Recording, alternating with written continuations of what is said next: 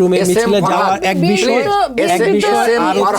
শুনেন আমি ক্লিয়ার করেছি, এস এম ফরহাদ ছাত্রদল কখনোই নিজের দল রেখে অন্য দলে যায় না। ছাত্রদল কোনোখানে গিয়ে আশ্রয় নিয়ে আকাম কুকাম করে তারপরে কিন্তু আবার নিজের ঘরে ফিরে আসে না। জামাত যেটা করে ওটাকে হাদিয়া বলে, বিএনপি যেটা করে ওটা সাদাবাজি বলে, আর এনসিপি যেটা করে ওটাকে কি বলে, ডোনেশন বলে। বিবৃতি দিয়ে যদি আপনি একটা নির্বাচনকে বৈধতা দিয়ে চলে যান, বেঈমানি হবে। দ্রুত নির্বাচন ইন্ডিয়াও চাচ্ছে, আওয়ামী লীগও চাচ্ছে। বুদ্ধিজীবীমূলক জায়গা যত রকমের, এগুলো সব দখল করে তারা দিব্যি বসে আছে। আর জামাতের দখলটা এরকম, তারা সেন্ট্রাল ওয়াইজ দখল করে। আমাদের দলীয় টাকাগুলো এবং এইগুলো দেশ জনগণের কল্যাণের জন্য দিই। একজন লোকে যাচাই বাছাই করার ছাড়া একজনকে জামাত শিবির ট্যাগ দিয়ে দেয় তো ফ্যাসিস্টের চরিত্র। ডাকসু নির্বাচন যদি ব্যাহত হয় তাহলে অনেক নির্বাচনই ব্যাহত হবে। বিএনপি ইসলামিক দল না, ইসলামকে অন্যভাবে ধারণ করে, ইসলামের সবকিছু মেনে চলে কিন্তু ব্যবহার করে না। মুক্তিযুদ্ধ আমাদের একটা মহান সম্পদ, এটা একটা আমাদের ঐতিহ্য। জামাত কোনো একটা জায়গায় যখন নিজের লোক না পায়, পিয়নকে ম্যানেজার বানায় দেয়। আবরারের মতো 5 ওয়াক্ত নামাজ পড়া একটা ছেলেকে শিবিরের ট্যাগ লাগানো দরকার ছিল। এক জালিমকে সরিয়ে কি আরেক জালিমকে নিয়ে আসবো? এনসিপিকে আমি ওইভাবে রাষ্ট্রীয়ভাবে গুরুত্ব দিই না। আপনি ভোট দিবেন, এইখানে ভোট যাবে আপনার দিল্লি অথবা ইসলামাবাদ। ডাক্তার শফিকুর রহমানের কাছে ওনাদের কৃতজ্ঞ থাকা উচিত।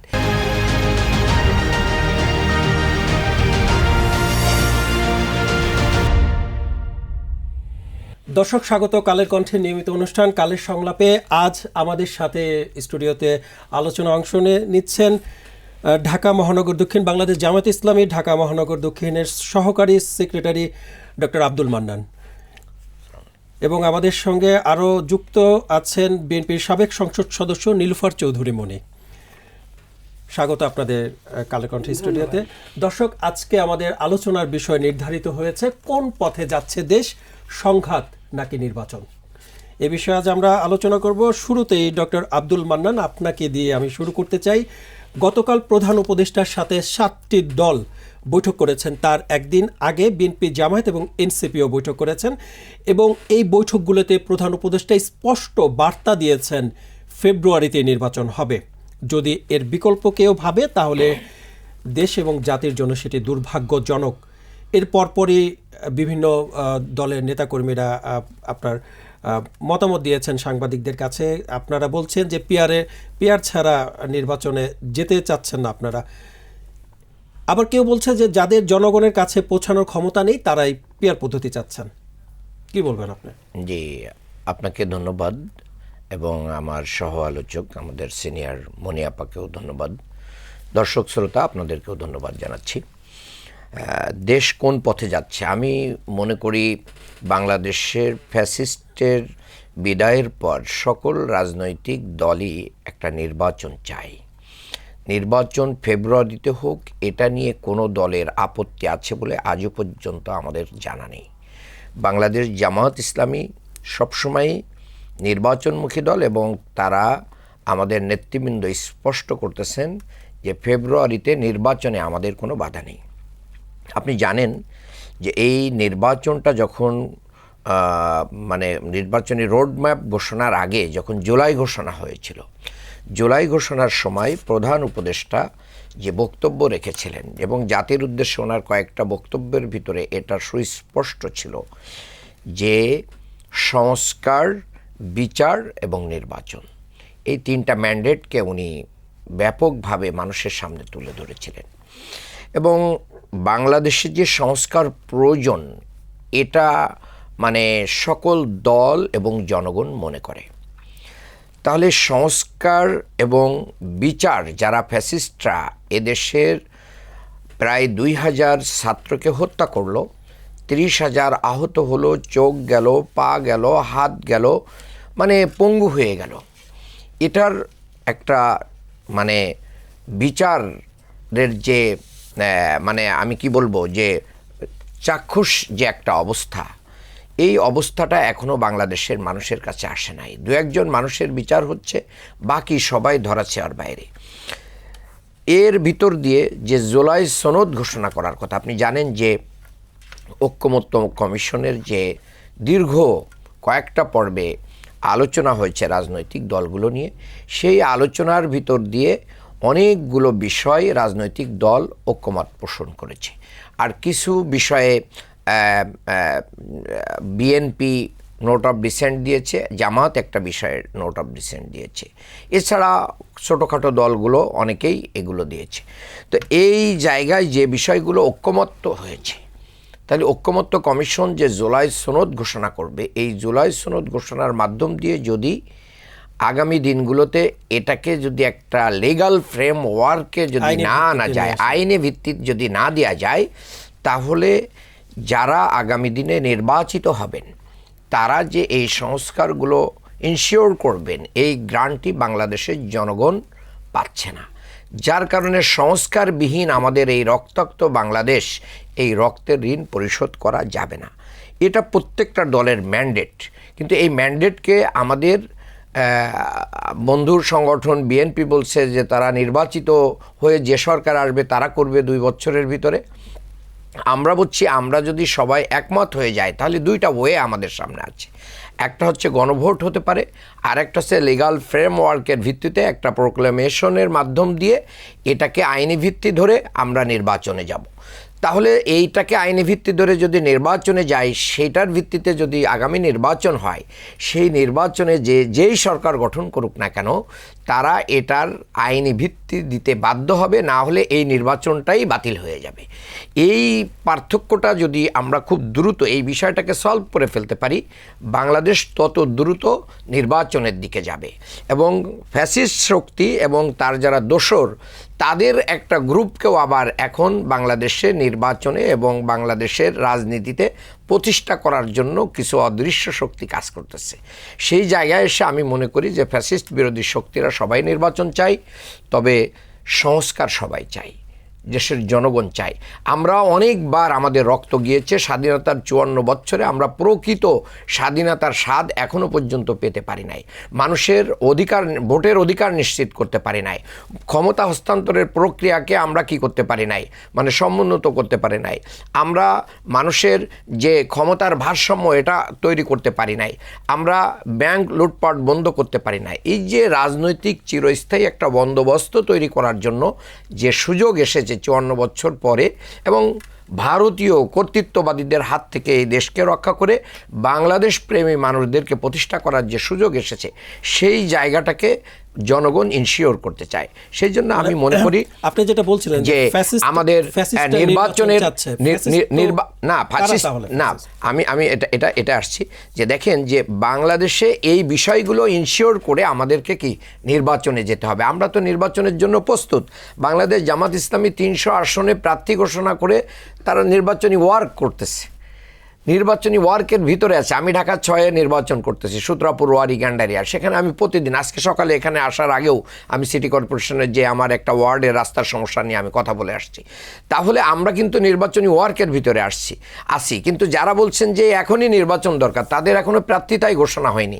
তারা কি উপায়ে নির্বাচন করবেন, কিভাবে এগুলো করবেন, তাহলে এই জায়গাগুলো তো আমরা দেখছি না।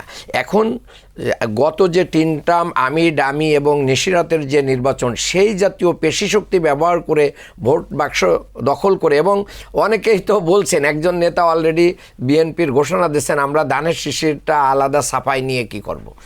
এই যে মানে প্রতিযোগিতা, আওয়ামী লীগের ওই মানে স্পর্শ, উনি আওয়ামী লীগ থেকে আসছেন কিনা আমি জানি না, এই যে জায়গাগুলো এবং বাংলাদেশকে অস্থির করে তুলছে।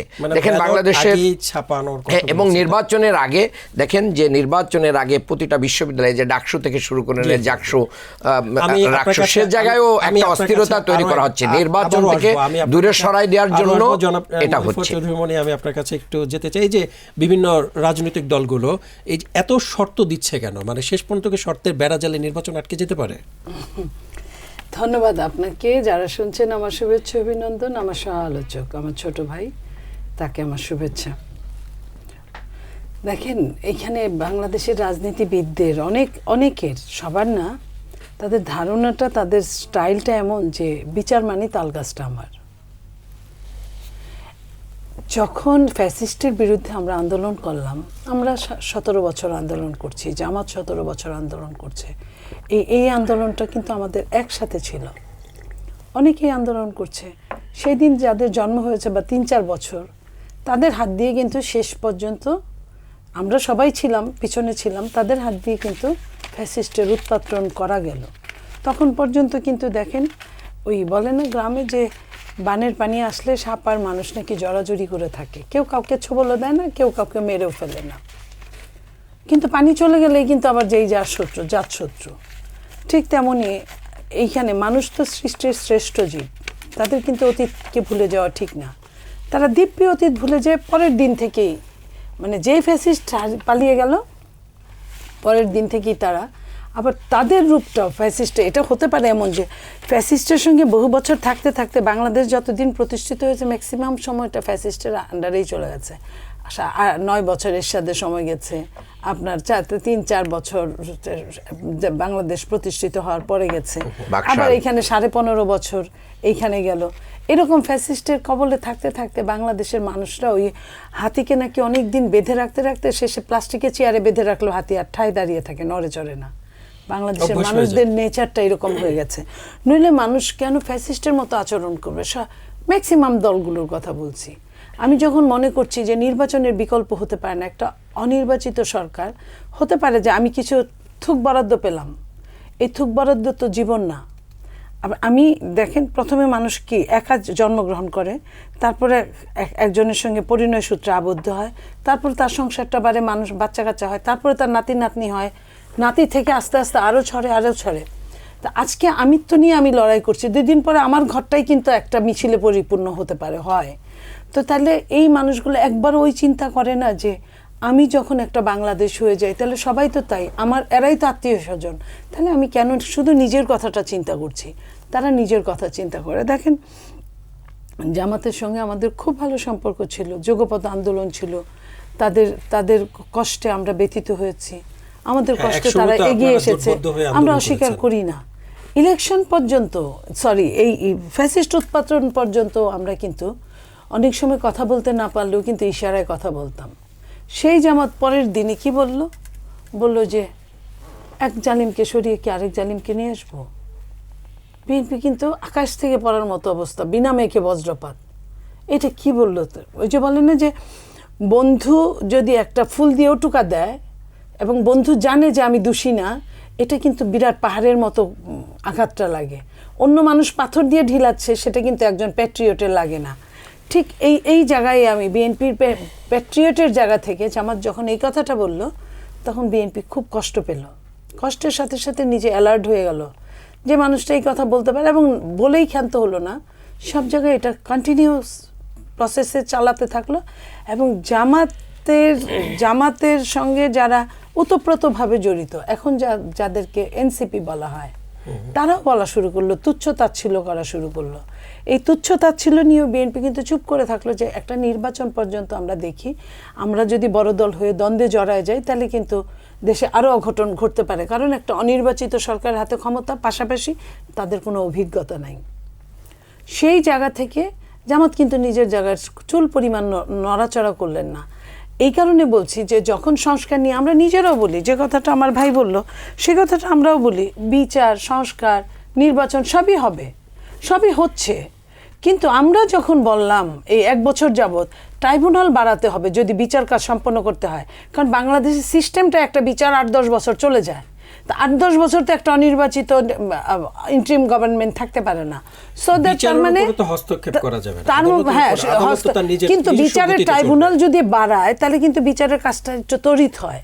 আপনার একজনকে দিয়ে আপনি 50টা কাজ করাবেন, সেই লোক তো তার মতো করে 50টা ফাইল কষ্টে সৃষ্টে তার সময় পাবে না। তো সেখানে যদি আপনি 25টা লোক দিয়ে যদি 50টা ফাইল টানান তাহলে কিন্তু তার হাতে সময় থাকবে। তো এখন সেই বিচারের জন্য তো বসে থাকতে হবে না, এটা কন্টিনিউ প্রসেস চলতে থাকবে, নির্বাচন হতে থাকবে। এমন তো না যে পরবর্তী সরকার আসলে, আমি লাইনটা শেষ করি, আমি লাইনটা শেষ করি যে এমন তো না যে পরবর্তী সরকার বিচার চাইবে না। যদি বিএনপি যদি রাষ্ট্রীয় আপনার পরিচালনার ক্ষমতায় আসে, তাহলে বিএনপিকে যে অত্যাচারটা ফ্যাসিস্ট করেছে, জামাতকে যে অত্যাচারটা করেছে, সেটা কিন্তু কল্পনাতীত। বিএনপি কি তার নিজের অত্যাচারকে ছেড়ে দিবে না। তো এখন সেটার দিকে না যেয়ে তারা আগে বলছে আগে বিচার, আগে সংস্কার, তারপরে নির্বাচন। এনসিপি কি বলে ফেললো? এনসিপি বলল নির্বাচন হবে না, এক কথায় প্রকাশ দাড়ি দিয়ে। তাহলে নির্বাচন হবে না। সরকার এনসিপিকে আমি ওইভাবে রাষ্ট্রীয়ভাবে গুরুত্ব দিই না, কিন্তু সরকার এনসিপিকে গুরুত্ব দেয়। 3টা দলকে ডাকলে এনসিপিকে ডাকে, যদিও তার নিবন্ধন হয় নাই তারপরেও ডাকে। তো সেই হিসেবে তো আমাকে তাকে নিয়েও কথা বলতে হয়। সে স্ট্রেট এটা বলে দিল এবং কোনোভাবেই তারা এই মুহূর্তে নির্বাচন হবে না বলে দিল। জামাত এক এক সময় এক একটা বললেন। জামাতের খুদ আমির এক সময় বললেন যে হ্যাঁ নির্বাচন ডিসেম্বরের মধ্যে হইলে কোনো সমস্যা নাই, আবার বললেন যে না নির্বাচন সংস্কার এবং বিচার ব্যবস্থা শেষ না হওয়া পর্যন্ত নির্বাচন চাই না। আবার পরের দিনই বললেন যে ফেব্রুয়ারি রোজার আগে হলে অসুবিধা নাই। তারপরের দিনই আবার আগের জায়গায় ফেরত গেলেন। এই যে প্রতিনিয়ত তারা কথার খেলাপ করছেন, এবং তারা ইসলামিক দল, তাদের তো কথার খেলাপ করার কথা না। যেটা বলছি হেরে যাই জিতে যাই, আমি ওই জায়গাটাই থাকতে চাই। শেষ পর্যন্ত যদি পিআরে আসে তাহলে কি নির্বাচনে অংশ নেবে না বিএনপি? পিআরে কিভাবে? বিএনপি ছাড়া পিআরে আসবে কিভাবে? জামাত ছাড়া যদি আপনার পিআর যদি হয়, বিএনপি না চাইলে কিভাবে আপনার নির্বাচনে যদি অংশ নেয়, বিএনপি যদি পিআরকে মেনে নেয়? বলেছিল যে সরকারকে বাধ্য করা হবে, সরকারকে বাধ্য করা হবে, সরকারকে চেষ্টা করুক। সরকার কি জামাতের কথায় বাধ্য হলে বিএনপির কথায় অবাধ্য থাকবে? আর বিএনপি সেই নির্বাচনটা করবে না। তো এই যে এইখানে যে অবস্থাটা হয়েছে, পিআরটা তো আপনার সংস্কার অর্ধেকের বেশি চলে যাওয়ার পরে পিআরের উদ্ভাবন করলো জামাত। এর আগে কিন্তু একদম বিনামুখে বজ্রপাতের মতো, এর আগে কিন্তু বললো না, সংস্কারের শুরুতে বলা হয় নাই পিআরের কথা। পিআরের কথা একমাত্র অনেক আগে থেকে লিখতো, প্রথম আলোরা এরকম লিখতো। তো জামাত যদি ভারত বিরোধী হয়, তাহলে যারা লেখালেখি করতো তাদের মুখের কথায় জামাতের মুখ দিয়ে বলছে, তাহলে আমি কিভাবে ধরবো যে সে ভারত বিরোধী? কারণ তারা ভারত চায় যে প্রপোর্শনাল নির্বাচনটা হোক। তো সেইখানে আপনি কি চান না আপনার এলাকায় যাকে ভোট দিবেন তাকে আপনি চিনেন? এখানে পিআর পদ্ধতি থাকলে তো চেনার কোনো অপশনই নাই। আপনি ভোট দিবেন, এইখানে ভোট যাবে আপনার দিল্লি অথবা ইসলামাবাদ। কথাটা এরকম। আমি একটা দেখালাম, কিংবা ওয়াশিংটন। তা আপনি এই ভোটে আপনি যাকে সিলেক্ট করবেন সেই আপনার প্রতিনিধি হবে ওই ভোটের মধ্যে, ওই ব্র্যাকেটের মধ্যে আপনি যাকে বন্দি করবেন সেই ব্র্যাকেট বন্দি। তো এইভাবে তো একটা দেশের নির্বাচন চলতে পারে না। এবং এই প্লাস মাইনাসে সেনাপ্রধান বলছিলেন না যে আপনারা যদি কাদা ছোড়াছুড়ি করেন তাহলে রাষ্ট্রের সার্বভৌমত্ব কিন্তু বিঘ্নিত হতে পারে। তো তাহলে তো ওই কথাটা আমাদের শোনা উচিত। এখনও তো তাদের দৌরাত্ম্য আমরা দেখছি, যারা রাষ্ট্রকে বিঘ্নিত করতে চায়, গণতন্ত্রকে ধ্বংস করতে চায়, তাদের দৌরাত্ম্য তো আমরা দেখছি। তো এটা আমরা তো একাই বুঝি না, এটা জামাতও বুঝে, অন্য দলও বুঝে, বামরাও বুঝে, যত উত্তর দক্ষিণ পূর্ব পশ্চিম সবাই বুঝে। তাহলে সবাই যদি বুঝে থাকে, তাহলে এইটা নিয়ে এই মুহূর্তে ক্যাচাল না করে নির্বাচনে আসলে কিভাবে 2টা সিট বেশি পাওয়া যায় সেই চিন্তাই তো করা উচিত তাদের, তাই না? ধন্যবাদ আপনাকে ডক্টর আব্দুল মান্নান। আমি আপনার কাছে আরো একবার ফিরতে চাই। ধরেন সমাজের একজন ভদ্রলোক, তিনি নির্বাচন করতে চাচ্ছেন, কিন্তু তিনি কোনো রাজনীতির সাথে জড়িত না, রাজনীতির দলেরও কোনো প্রতিনিধি না, পিআরে কি তার নির্বাচন করা সম্ভব? অবশ্যই সম্ভব। আপনি দেখেন, আমি এটা বলার আগে আমি আপার দু একটা কথা একটু বলে আসি। সেটা হচ্ছে যে আপা বলেছেন যে এক জালিমকে সরিয়ে আরেক জালিম, এই কথা জামাতের আমির কোনো দলকে উল্লেখ করে বলেন নাই। দ্বিতীয় নম্বর, যদি ওনারা মিন করে থাকেন ওনাদেরকেই বলা হয়েছে। আমি মনে করি যে ডাক্তার শফিকুর রহমানের কাছে ওনাদের কৃতজ্ঞ থাকা উচিত।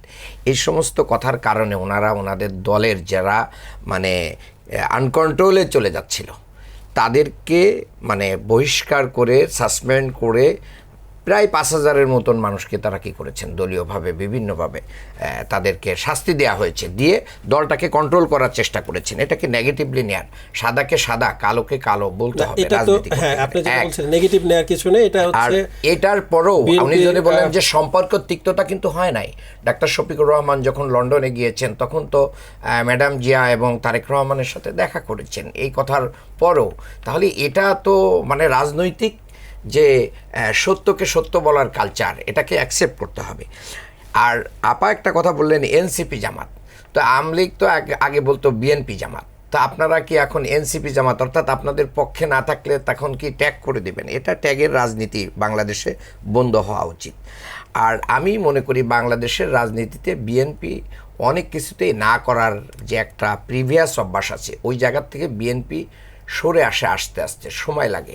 দেখেন একসময় তত্ত্বাবধায়ক সরকার বিএনপি দিতে চায় নাই, কিন্তু দিতে বাধ্য হয়েছে। মানে অনেক কিছু না বলতে কি যে নোট অফ ডিসেন্টের কথা বলছেন, এই জায়গা থেকেও অনেক জায়গায় সরে আসছে। সবাই একমত হবে না। দেখেন এই যে জাতীয় পার্টির নিষিদ্ধ নিয়ে না আছে, আওয়ামী লীগ নিষিদ্ধ নিয়ে না আছে, অনেক জায়গায় না আছে, কিন্তু এই নাটা পরে হা হয়ে যায়।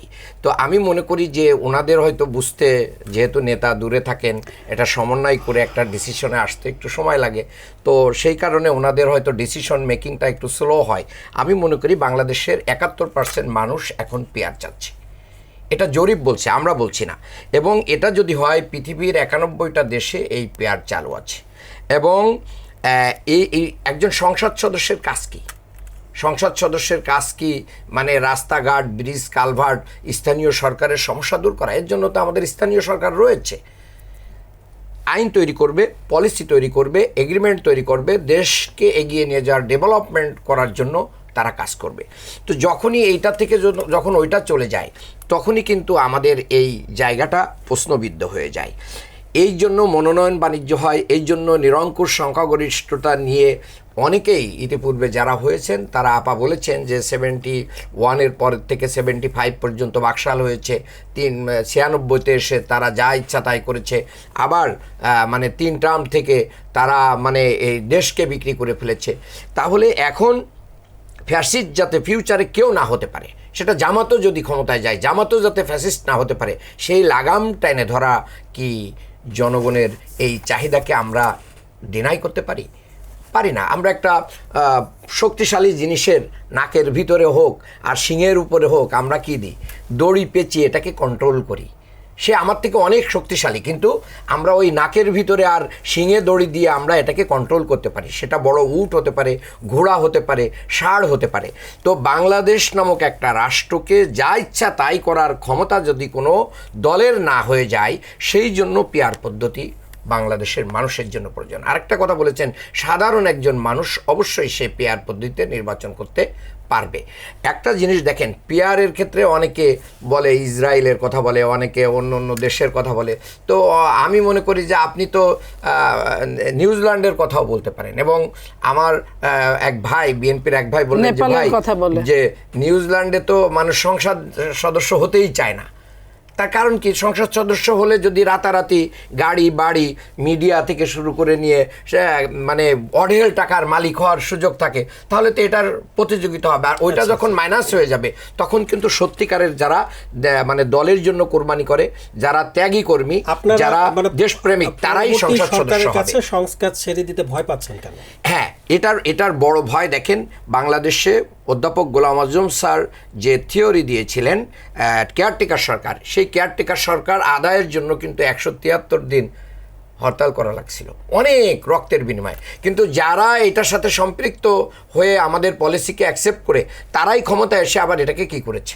রিজেক্ট করে দিয়েছে। অর্থাৎ নিরঙ্কুশ সংখ্যাগরিষ্ঠতার কারণেই কিন্তু এটা হয়েছে। এই নিরঙ্কুশ সংখ্যাগরিষ্ঠতাই আমাদের কোনো দল পেয়ে যা ইচ্ছা তাই সংবিধান কেটে যাতে এগুলোকে বাদ না দিতে পারে, সেই জন্যই আমরা এটা বলছি। এবং সংস্কার একটা দল ভবিষ্যতে যে করবে, এটা বাংলাদেশের কোনো জনগণ বিশ্বাস করে না। আরেকটা কথা বলতে চাই, বিএনপি একসময় একটা নির্বাচনে 33% ভোট পেয়ে মাত্র 29টা আসন পেয়েছিল। তো এটা তো কাজে লাগলো না। আমি মনে করি পেয়ার সিস্টেম হলে ক্ষমতার ভারসাম্য তৈরি হবে। আর ফ্যাসিস্ট এবং তাদের দোসরদের ব্যাপারে আমরা সবাই যদি ঐক্যমত হই, তাদেরকে বাংলাদেশে এই যে মানে অন্যায় করেছে দেশের প্রতি, এবং আমি মনে করি আওয়ামী লীগের চেয়ে জাতীয় পার্টির দোষ কম না। জাতীয় পার্টি, একজন রিকশাওয়ালার আলোচনা শুনতেছিলাম আমি আসার সময়, তারা এই বৈধতা দেওয়ার মূল কাজটা করেছে। চৌধুরী মনে আপনার কাছে একটু আসতে চাই যে কিছুদিন আগে ধানমন্ডিতে প্রকাশ্যে আওয়ামী লীগের মিছিল হয়েছিল এবং সেখানে ককটেল বিস্ফোরণ হয়েছে। গতকালকে মির্জা ফখরুল ইসলাম আলমগীর তিনি বলেছেন, ছাত্র আন্দোলনের মুখে শেখ হাসিনা দেশ থেকে পালালেও তাদের শয়তানি ছাড়েনি, ওখানে বসে আওয়ামী লীগ উস্কে দিচ্ছে এবং গোলমাল করার করে দিচ্ছে, পায়তারা করে দিচ্ছে। তো সেক্ষেত্রে নির্বাচনে এ বিষয়ে কোনো ইঙ্গিত দেখছেন কিনা যে আওয়ামী লীগ নির্বাচনে বাধা সৃষ্টি করতে পারে? কারণ প্রধান উপদেষ্টা কিন্তু বলেছেন যে দেশি বিদেশি চক্র নির্বাচন বানচাল করার চেষ্টা করছেন। দেখেন, প্রধান উপদেষ্টা এত কিছু বলতে পারেন, কাজ করতে পারেন না, এটা খুব দুঃখজনক। যখন শেখ হাসিনা পালিয়ে গেল, যেতে বাধ্য হলো, তারপরে সেনাপ্রধান কি বললেন কিছুদিন পরে, তার যখন এগুলো নিয়ে সমালোচনা যে 600-র উপর লোক তারা পাঠিয়ে দিয়েছেন, দেশ থেকে পালিয়ে যেতে সহযোগিতা করেছেন। আমরা কিন্তু সেকেন্ডে থেকে যখন ইউনূস সাহেব ক্ষমতা হাতে নেন তখন থেকেই আমরা বলা শুরু করেছি, পরের দিন থেকে, যে আপনি আইনের মুখোমুখি করেন, শাস্তির মুখোমুখি করেন আওয়ামী লীগকে, পতিত সরকারকে, ফ্যাসিস্টকে। উনি কিন্তু কর্ণপাত করেন, উনি মবের সৃষ্টি করেছেন, জন্ম দিয়েছেন, এখন যে যাকে ইচ্ছা খুশি মেরে ফেলতে পারে। সেইখানে উনি যদি ওই কথাগুলো শুনতেন তাহলে আওয়ামী লীগ কিন্তু দৌড়ের উপর থাকতো। আওয়ামী লীগের হাতে টাকা আছে, যদি ওই টাকাগুলো যদি আপনার নোট যদি চেঞ্জ করে ফেলতো, যেটা মোদি প্রথমে ক্ষমতায় এসে তাই করেছিল, যদি সে 500 টাকা 1000 টাকার নোটটা চেঞ্জ করতো, আপনার ঘরে যদি 100 কোটি টাকা থাকে, 100 কোটি টাকা এখন কোনো ব্যাপার না দেখানো। যদি একটা রুম ভরে আপনি রাখেন, আপনি কিন্তু 1-2 কোটি টাকা ক্যাশ করতে পারবেন। নোট চেঞ্জ করা নোট কি করলে খুব সহজ বিষয়? শোনেন, কেন সহজ বিষয় না? একটা নোটের চেঞ্জ একটা রাষ্ট্রের একটা নোট ছাপাতেও তো অর্থ রেজিমের, লাগে। শোনেন, রেজিমের চেঞ্জের পরে এটা কোনো ব্যাপার না। আর যে সরকার টাকা কাগজ দিয়ে ছাপিয়ে টাকা বানিয়েছে, কোনো কিছুর ব্যালেন্স রাখে নাই, ভারসাম্য রাখে নাই, সেই সরকারের এটা করা যায়। করলে কি হতো, আপনার মুদ্রাস্ফীতিটা কমতো আরও। কারণ আওয়ামী লীগ কিন্তু ওই টাকাগুলা ক্যাশ করতে পারতো না, কিছু অংশ ছাড়া ক্যাশ করতে পারতো না। সেক্ষেত্রে তো সেই আপনাদের হাতে জায়গায় যে তারা টাকা আছে, করে না। জামাতের হাতে যে টাকা আছে সেটিও তো cash আমাদের করতে হাতে কোনো টাকা নাই। জামাতের হাতেও যে খুব, জামাতরা নিজেরা চাঁদা উঠায়, সেটা তারা দেশ বিদেশে খুব, তারা ওই ব্যাপারে খুব অ্যাক্টিভ, সেটা তাদের অন্য ব্যাপার। বাট আমাদের হাতে টাকা নাই। চাঁদাবাজি কারণ তো BNP আপনি নেতাকর্মীদের শুনেন, নাম বিএনপির আসে। যদি চাঁদাবাজিতে নাম আসে, আমি আপনার সঙ্গে ডিফার করব না যে কোনোখানে আসে নাই ফেরেস্তা দল। বিএনপি একটা মানুষের দল, তার মধ্যে ভালো মন্দ উঁচু নিচু সব আছে। সেইখানে চাঁদাবাজ কয়টা আপনি জেলাবাড়ি ধরেন, কয়টা? এক একটা জেলায় 2-4 জন, বা আপনি যদি এরকম ধরেন যে 200-300 জন, আপনি এর মধ্যে যার নামে জাহাজ টুকটাক শোনা গেছে বহিষ্কার করছে, ধরেন থাকলো গডফাদাররা, ধরেন এরকম, তাদের কয় টাকা চাঁদাবাজি করে কয় টাকা কামাই করছে?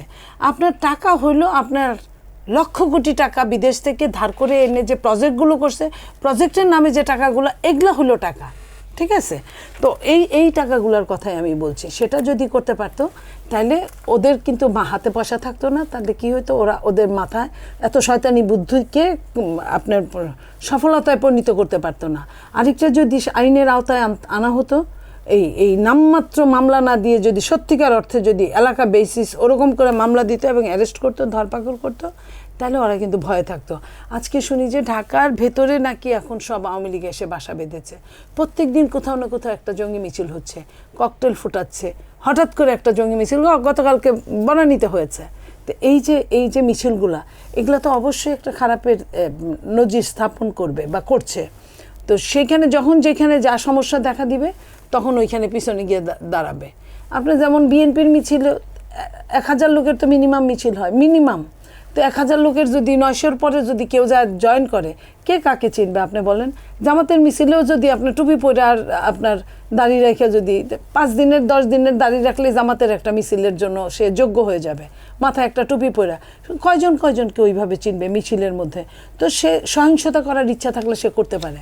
তো সেইখানে একটা নির্বাচনে, এখন পর্যন্ত নির্বাচনের ঘোষণা দিচ্ছে জুনের 13 তারিখ থেকে এই সরকার, ইলেকশন মানে ঈদের পরে যখন লন্ডন থেকে ফার্স্ট ঘোষণা দিল, সেইখানে তখন থেকে জুন গেছে আজকে 3 মাস, জুলাই আগস্ট সেপ্টেম্বর, 3 মাসের মধ্যে সরকারকে আমরা এরকম বাহ্যিক কোনো কিছু দেখি নাই যে অ্যাকশানে গেছে, তাদেরকে আইনের আওতায় এনেছে।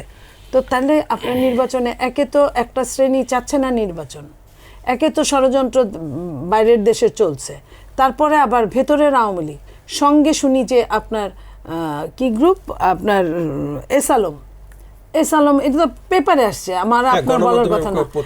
এস আলম আপনার 2500 কোটি টাকা দিয়েছে, আরো 2000 কোটি টাকা পাইপলাইনে আছে।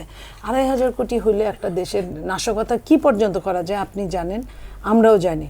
তো সেইখানে সরকার যদি নিশ্চুপ থাকে, নিরুত্তর থাকে, সরকার যদি আপনার নিশ্চল থাকে, তাহলে তো আপনার এই দেশের ইলেকশনের মতো হবে না। সরকার মুখ দিয়ে যত সুন্দর করে বলে যে আমরা চাই যে ঐতিহাসিক একটা নির্বাচন করতে। সে ঐতিহাসিক নির্বাচনের মধ্যে কিন্তু পজিটিভ ঐতিহাসিকও আছে, নেগেটিভ ঐতিহাসিকও আছে। এখন আচ্ছা, এই যে সরকার কোনটা করবে 2,500 সেটা কোটি আমরা টাকার জানি না। যেটা বলছিলেন, এটা মানে সত্যতা আছে আপনার কাছে? আমার কাছে সততার কথা না, আমরা তো আপনাদের টেলিভিশন পত্রিকাগুলো দেখেই কথা বলি। আমাকে তো আর বলে ওই টাকাটা দেয় নাই, তাহলে তো এরকম সততার কথা বললে আপনার সঙ্গে আমার 1 ঘন্টা তো দূরের কথা, 1 মিনিট মানে এটা কথা বলার শঙ্কা মতো না। হতে পারে, মানে শঙ্কা না, পেপারে যখন যেটা আসছে এবং তারপরে যে কাজগুলো আমরা দেখছি, সেইখানে আপনি হঠাৎ করে যে বিভিন্ন মারামারি একদম বেঁধে গেল, আপনার যেভাবে হঠাৎ করে নুরুকে যেভাবে মারলো, এবং নুরুর মারার পেছনে নেপথ্যের কারণগুলো কিন্তু এখনো আসে নাই। নুরু কেনই বা জাতীয় পার্টির অফিসটা দখল করতে গেল, বা ওইখান থেকে সবাইকে বের করে দিতে গেল, আর কেনই বা সে ওইখান থেকে আসলো না, মার খেলো। আর যদি যেই থাকে, তাহলে যে কারণে আওয়ামী লীগ ডুবেছে, আওয়ামী লীগ যে কারণে শাস্তির মুখোমুখি হবে, একই কারণে জাতীয় পার্টিও হবে, তাহলে এতদিন সরকার কেন নিশ্চুপ থাকলো? কেন সরকার এটা নিয়ে কোনো কথা বললো না? তাহলে নুরু কেন এতদিন পরে গেল, এবং নুরু কেন অন্য দলকে নিয়ে গেল না? জামাতকে যদি এই কথা বলতো, জামাত তো এই জায়গায় রাজি হতো। বিএনপিকে যদি বলতো, বিএনপিও তো রাজি হতো। নুরু একা গেল কেন? তার আগে আমি ডক্টর আব্দুল মান্নান আপনার কাছে আরো একবার আসতে চাই। সে বিষয়টি হচ্ছে জাতীয় পার্টিকে আপনারাও বলছেন নিষিদ্ধ করা হোক, তো সেক্ষেত্রে জাতীয় পার্টি নিষিদ্ধ করা হোক। এই যে শেখ হাসিনা চলে যাবার পর অন্তর্বর্তী সরকার ক্ষমতা নিয়েছে, 1 বছর হয়ে গেল, এত দেরি কেন জাতীয় পার্টি নিষিদ্ধ চাওয়াটা? আর সেক্ষেত্রে জাতীয় পার্টিকে জামাত ভয় পাচ্ছে না? জামাত জাতীয় পার্টিকে ভয় পায় না। জামাত বাংলাদেশে একটা আদর্শিক রাজনীতি করে, এই জন্য কোনো পার্টিকে ভয় করে বাংলাদেশ জামাত ইসলামী কোনো রাজনীতি নির্বাচনে যদি জাতীয় পার্টি অংশ নিতে পারে, তাহলে জাতীয় পার্টি বিরোধী দল হবে, জামাত থার্ড পার্টি হয়ে যেতে পারে। না, থার্ড পার্টি হয়ে যেতে পারে এরকম কেন জাতীয় পার্টির আলোচনাটা আসতেছে এটা বুঝতে হবে। জাতীয় পার্টির অপরাধ বিবেচনায় আসতেছে। জাতীয় পার্টি যে অপরাধ করেছে বাংলাদেশের জনগণের সাথে, যদি তারা এই যে সত্যায়নকারী একটা দল, বৈধতা দানকারী একটা দল, ফ্যাসিস্টের বৈধতা দানকারী একটা দল, তাদের তো বাংলাদেশের রাজনীতি করার কোনো নৈতিক অধিকার নেই। আমরা মনে করেছিলাম যে স্টেপ বাই স্টেপ গভর্নমেন্ট এগুলো করবে, কিন্তু আমরা দেখলাম কি যে না, গভর্নমেন্ট এগুলো করছে না, বরঞ্চ জাতীয় পার্টি তার ঔদ্ধত্যতা প্রকাশ করতেছে। এটার মাধ্যম দিয়ে মূলত আমার কাছে মনে হচ্ছে যে খুবই একটা সিগনিফিক্যান্ট জিনিস। আপনি দেখেন যে এই যে ছোট ছোট মিছিলের কথা আপনি বলছেন, এটা কেন হচ্ছে, এবং এস আলমের যে টাকা পয়সা লেনদেন হচ্ছে, এর উদ্দেশ্য 2টা।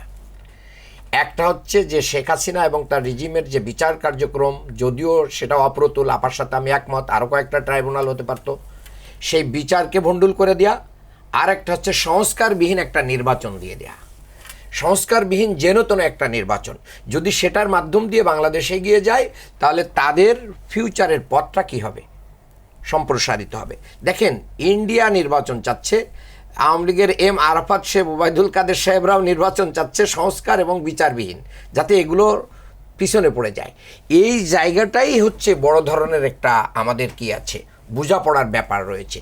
সেই জায়গা থেকে আমাদের বন্ধুরা যদি খুব দ্রুত এগুলোকে রিয়ালাইজ করেন, আমার মনে হয় না যে ফেব্রুয়ারি কেন, মানে তার আগেও নির্বাচন হতে পারে। আর আপা একটা কথা বলেছেন যে জামাত ওয়াদা খেলাপ করে এবং নির্বাচনের তারিখ পরিবর্তন। জামাত ইসলামী কোনো জায়গায় দাড়ি দিয়ে দেয় নাই যে এই তারিখে নির্বাচন হতে। বলছেন ডিসেম্বর থেকে এবং জুন পর্যন্ত প্রধান উপদেষ্টার ঘোষিত সময়ের যে কোনো সময় কি হতে পারে, নির্বাচন হতে পারে। এখানে আমরা কিন্তু মানে দাড়ি দিয়ে দেয় না, বরং আপারা বলছিল ডিসেম্বরেই নির্বাচন হতে হবে, ডিসেম্বরের বাইরেই ওনারা যাবেন না। তার পরবর্তীতে জামাত তো ফ্লেক্সিবল ছিল। সেই জায়গা থেকে কিন্তু যখন ঘোষিত হয়েছে, আমরা তো এটাকে ওয়েলকাম করেছি। আমরা নির্বাচন হবে না এই তারিখে, আমরা করব না, এটা তো আমরা বলি নাই। কাজে আমি মনে করি যে এটা হতে পারে। কিন্তু এখানে আরেকটা প্রশ্ন আছে, সেই প্রশ্নটা হচ্ছে যে এই যে জাতীয় নির্বাচনটা হবে, এই জাতীয় নির্বাচন করার মতন ক্ষমতা এই প্রশাসন এবং এই অন্তর্বর্তী সরকারের আছে কিনা। দেখেন, বাংলাদেশে নির্বাচনের কয়েকটা প্রধান স্টেক হোল্ডার আছে। নির্বাচন কমিশন তার নিজের ঘরের ভিতরে আমার আরাক আপা আর কি রুমিন ফারহানা এবং তাদের সাথে যে মানে গ্যাঞ্জামটা হলো, এটাই থামাতে পারে না। এরপরে হচ্ছে দেখেন যে নির্বাচন কমিশনের পরের যে প্রশাসন, পুলিশ, র্যাব থেকে শুরু করে অন্য আইন শৃঙ্খলা বাহিনীর ভিতরে ফ্যাসিস্টের যে অবস্থানটা রয়েছে, সেই ফ্যাসিস্টদের যে লোকগুলো রয়েছে তাদের ভিতরে কোনো প্রকার শাস্তি দেওয়া, তাদেরকে একটা শৃঙ্খলাবদ্ধ নিয়ে আসা ছাড়া কিভাবে আপনি একটা সুষ্ঠু নির্বাচন করবেন? বাংলাদেশে বিএনপির আমাদের ভাইয়েরা সংক্ষুব্ধ হয়ে থানা থেকে আসামি ছাড়িয়ে নিয়ে আসছে। স্বরাষ্ট্রমন্ত্রী কি করতে পেরেছেন? কিছুই করতে পারেন নাই। বাংলাদেশে পাথর দিয়ে হ্যাঁ, আমি তো বলছি কারা ছাড়িয়ে নিয়ে আসছে, নাম বলেই তো বলছি। ওনারা এই কারণে ওনাদের দলের নেতাদেরকে ওনারা শাস্তিও দিয়েছেন। কাজে আমি মনে করছি, দেখেন, পাথর দিয়ে মানুষ হত্যা করা হচ্ছে বিভিন্ন জায়গায়, মানে যে চাঁদাবাজি, হত্যা, রাজধানী, এগুলো যে হচ্ছে, এই নর্মাল বিষয়গুলো একটা কন্ট্রোল করার ক্ষমতা যে মানে সরকারের নাই, যে প্রশাসন নাই, সেই প্রশাসন যদি একটা কেন্দ্র দখল হয়ে যায়, ব্যালট বাক্স ছিনতাই হয়ে যায়, আপনি একটা বিবৃতি দিয়ে যদি আপনি একটা নির্বাচনকে বৈধতা দিয়ে চলে যান, তাহলে যা বাংলাদেশের এতগুলো মানুষের রক্তের ঋণ সাথে এটা বেইমানি হবে। এই জন্য আমি মনে করি এই সক্ষমতা আমাদেরকে তৈরি করতে হবে।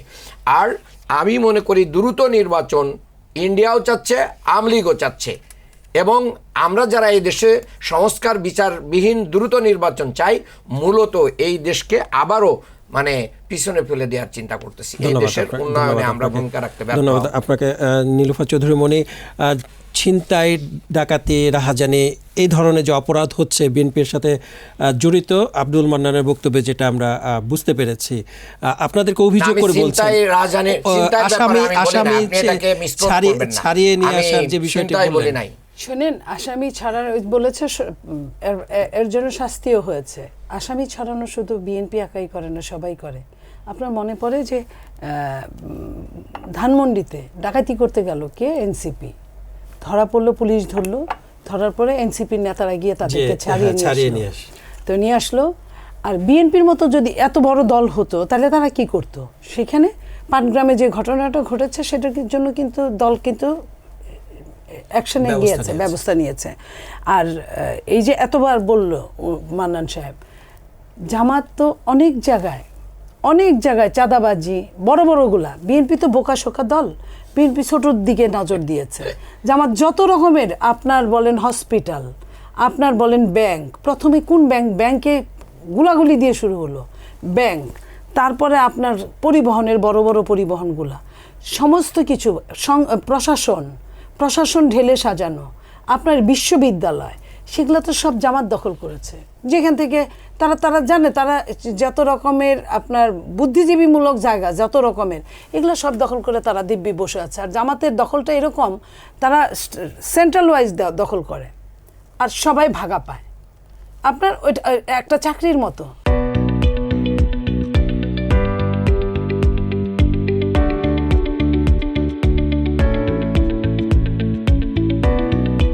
এইভাবে সমস্ত বিশ্বে, নট অনলি বাংলাদেশে, বিশ্বে থেকে একটা চাঁদা তাদের উঠে, যেটা কল্পনা করে সিস্টেম। এটা কেমন সিস্টেম? এটা হলো অনেকটা ওই যে ইসের মতো, ডেস্টিনির মতো সিস্টেম। এগুলা জামাতের সিস্টেমগুলা, যে সবাই একটা ভাগা পাবে ওইখান থেকে।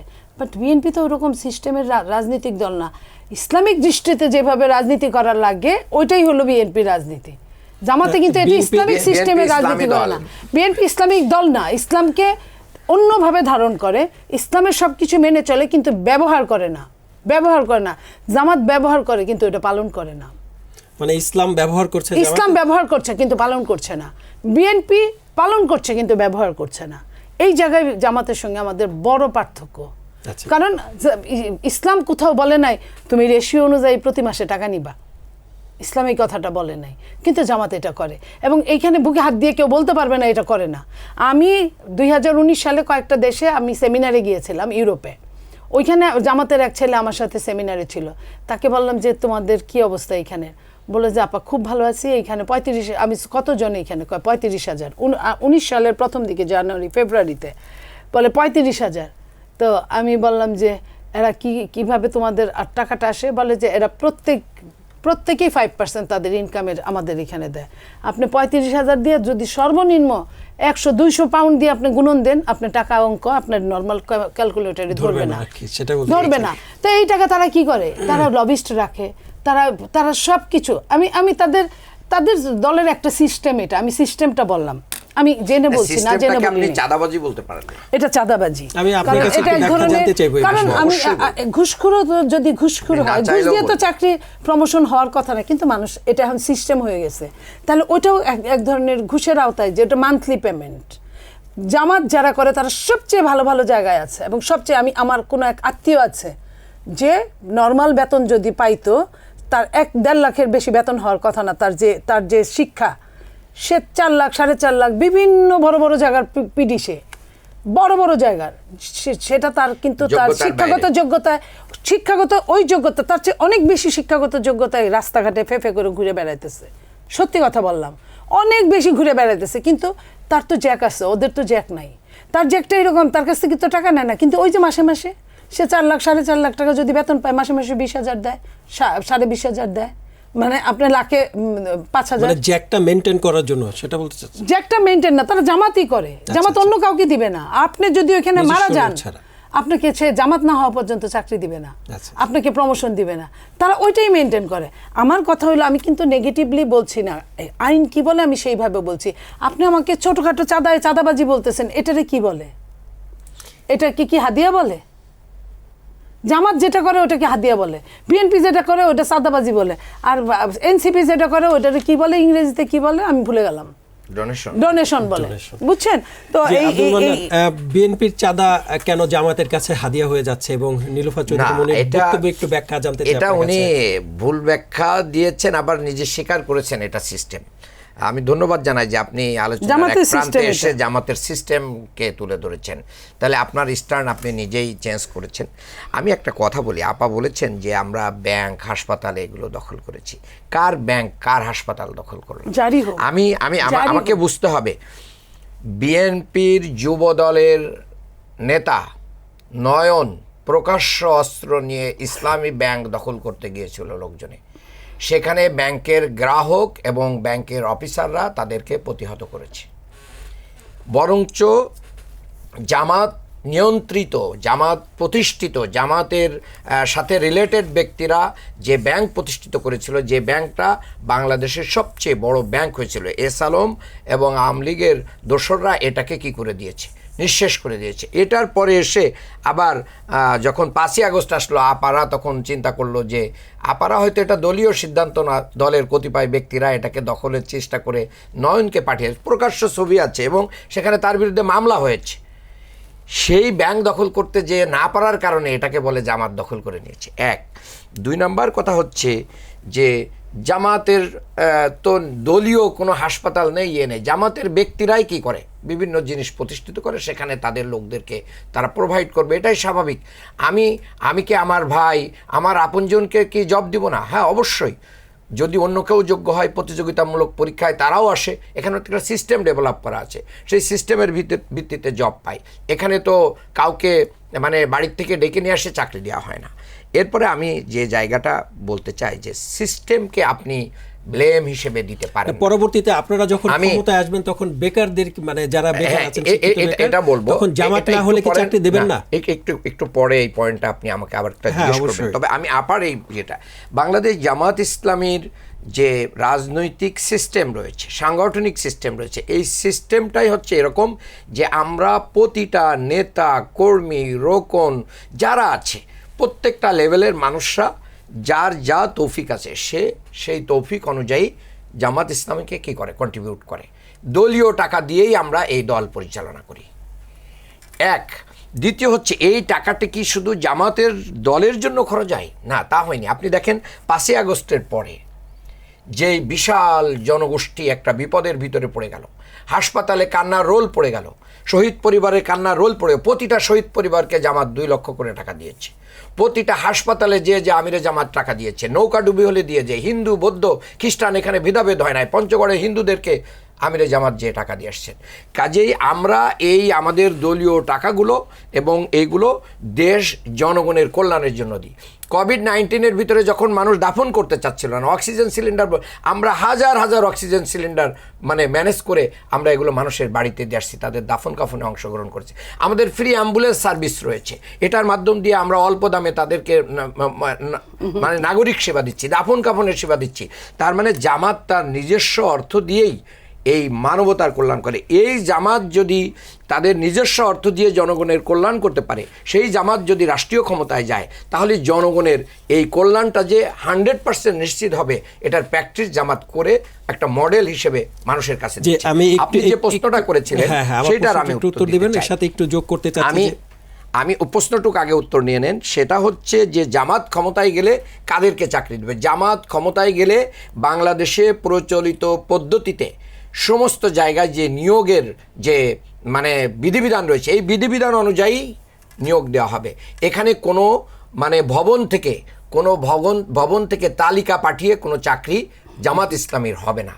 ইতিপূর্বে বহু জায়গায় এটা দেখা যায়, এবং যার কারণে আরেকটা প্রকৃষ্ট প্রমাণ আমি আপনাকে দিচ্ছি যে সাংবিধানিক প্রতিষ্ঠানগুলোকে জামাত স্বাধীন করে দিতে চাই নির্বাহী বিভাগ থেকে, কিন্তু আমাদের আপারা এটা চায় না। এটাকে করায়ত্ত করে রেখে ভবিষ্যতে এই জায়গায় যাতে ওনাদের একটা কর্তৃত্ব এবং নিজেরা কোনো কিছু নিজেদের দলীয় লোক প্রোভাইড করতে পারেন সেরকম পথ রেখে দিতে চাচ্ছেন। আমরা এই জায়গায় আমাদের অবস্থান ক্লিয়ার, আমরা সাংবিধানিক সকল প্রতিষ্ঠানের স্বাধীনতা একটু যোগ করতে চাচ্ছি যে সম্প্রতি অভিযোগ এসেছে যে ঢাবির ছাত্রীকে গণধর্ষণের হুমকিদাতা শিক্ষার্থী শিবিরের সাথে জড়িত এবং তার শাস্তি দাবি করে সংবাদ সম্মেলন করে কথা বলেছেন বৈষম্য বিরোধী শিক্ষার্থীর সংসদ প্যানেলের ভিপি প্রার্থী। আমার প্রশ্ন হচ্ছে, প্রকাশ্যে একজন ছাত্রীকে গণধর্ষণের হুমকি দিল, এটাকে আপনি কিভাবে দেখছেন? জামায়াত যদি দেশের এবং মানুষের স্বার্থে কাজ করে, তাহলে এই যে গণধর্ষণের বিষয়টা, এক নাম্বার কথা হচ্ছে, আমি আপনার ঘটনার সত্যটা ঠিক আছে, কিন্তু আপনার প্রথম উচ্চারণের আমি প্রতিবাদ করছি যে সে জামাত এবং শিবির। আপনার কাছে কি ডকুমেন্টস আছে যে ওই হুমকিদাতা? প্লিজ অভিযোগকে আপনি নাম নিয়ে আপনিও তো একজন সাংবাদিক এবং আপনার এই প্রতিষ্ঠান, আপনাদেরও এটাকে যাচাই বাছাই করে এটা উত্থাপন করার সুযোগ রয়েছে। ওই ছেলে লাইভে এসে প্রকাশ্য বলেছে, এটা আপনাদের শোনা উচিত ছিল এতক্ষণে, বলেছে যে আমি কোনো দল করি না এবং সে ক্ষমা চেয়েছে, সেটা তার ব্যক্তিগত। ইতিমধ্যে ইউনিভার্সিটি তাকে 6 মাসের জন্য বহিষ্কার করেছে, আমি আসার সময় দেখলাম। তাহলে একজন লোকে যাচাই বাছাই করা ছাড়া একজনকে জামাত শিবির ট্যাগ দিয়ে দেয় তো ফ্যাসিস্টের চরিত্র। আপনারা এটা করতে পারেন না, যে কোনো পত্রিকা হোক, যে কোনো সাংবাদিক হোক, এটা তাদের করার অধিকার নেই। একটা ঘটনা ঘটার পরে এটা জাস্টিফাই করেই বলতে হবে কোনটা বিএনপি করেছে, কোনটা জামাত করেছে, কোনটা শিবির। আমরা যে কোনো এই জাতীয় মানে উচ্চারণকে আমরা নিন্দা জানাই। ঠিক আছে, আমরা নিন্দা জানাই কথা বলছেন, তাহলে যে মুক্তিযুদ্ধের পক্ষে যারা কথা বলছেন তাদেরকে তো ফ্যাসিস্ট বলছেন। আমাকে এই পয়েন্ট শেষ করতে দেন, আপনি এটা শেষ করার পরে ওইটা বলেন। আমরা এই জাতীয় শব্দচয়ন এবং ঘটনার আমরা নিন্দা জানাই। একইভাবে দেখেন, আমাদের এই জোটবদ্ধ ঐক্যবদ্ধ শিক্ষার্থী জোটে এসে ঝুমা নামে যে মেয়েটি, সেও তো গতকাল সাংবাদিক সম্মেলন করে বলছে ছাত্র যুবদলের আরিফ সহ আরও অনেকেই তাকে সেক্সুয়াল হ্যারাসমেন্ট সহ অন্য ধরনের বুলিং করতেছে, একবারে প্রকাশ্য ছবি এবং সহ তারা দিয়ে দিয়েছে। তো সেগুলো তো একটা, আমরা মনে করি যে ট্যাগিং এবং এই অপবাদের রাজনীতি বন্ধ করে এই কালচারটাকে বন্ধ করতে হবে। আজকে ডাকসু নির্বাচন হোক, জনগণের প্রত্যাশা পূরণ, প্রত্যেকটা দল ডাকসু নির্বাচন চাই। কাজে এই ডাকসু নির্বাচনকে আমি জানি না এতক্ষণ পর্যন্ত আদালতের ফুল বেঞ্চের শুনানি হয়ে রায় হয়েছে কিনা আমি জানি না, এ দেশের ভাগ্যে কি হবে। তবে ডাকসু নির্বাচন যদি ব্যাহত হয় তাহলে অনেক নির্বাচনই ব্যাহত হবে, এটা আমি স্পষ্টই বলতে পারি। শিশির মনির কথা বলছে, আমরা যতটুকু জানতে পেরেছি। শিশির মনির আইনজীবী হিসেবে কথা বলছি, হ্যাঁ, মানে ঢাকা বিশ্ববিদ্যালয়ে নিযুক্ত সিন্ডিকেট কর্তৃক অ্যাপ্রুভ একজন আইনজীবী হিসেবেই সেখানে নিযুক্ত হয়েই কথা বলছেন। জি, আমি একটু ট্যাগের বিষয়টা আপনি যেটা বললেন যে ফ্যাসিস্টের চরিত্র, মুক্তিযুদ্ধ নিয়ে কথা বললে আওয়ামী লীগ ট্যাগ দিচ্ছেন কেন, তাহলে ফ্যাসিস্ট কেন ট্যাগ দিচ্ছেন? দেখেন, মুক্তিযুদ্ধ নিয়ে কোনো কথা হচ্ছে না, এটা একটা মুক্তিযুদ্ধকে ব্যবহার করা হচ্ছে। 71 প্রজন্ম এই যে মঞ্চ তৈরি করা হচ্ছে, এই যে মঞ্চ তৈরি করে মূলত আওয়ামী ফ্যাসিস্টকে, যারা আওয়ামী লীগের আমলে সুবিধা ভোগ করেছেন, তিনি মুক্তিযোদ্ধা হন আর যাই হন না কেন, তিনি সুবিধা ভোগ করেছেন, ধর্মের বিরুদ্ধে কথা বলেছেন, এই সমস্ত লোকেরা এসে 71 প্রজন্ম তৈরি করে এদেশে আওয়ামী পুনর্বাসনের চেষ্টা করবেন, সেটা আমরা মানতে পারি না, দেশের জনগণ এটা মানতে পারে না। এটা মূলত তিনি তার এই পদবিটাকে বাংলাদেশের মানুষের কাছে আরও মানে প্রশ্নবিদ্ধ করছেন। আমি মনে করি যে মুক্তিযুদ্ধ আমাদের একটা মহান সম্পদ, এটা একটা আমাদের ঐতিহ্য, আমাদের ইতিহাস, এটা আমরাকে হৃদয় দিয়ে ধারণ করি। এটা দিয়ে রাজনৈতিক চেতনার ব্যবসা করার কোনো সুযোগ এই দেশে নাই।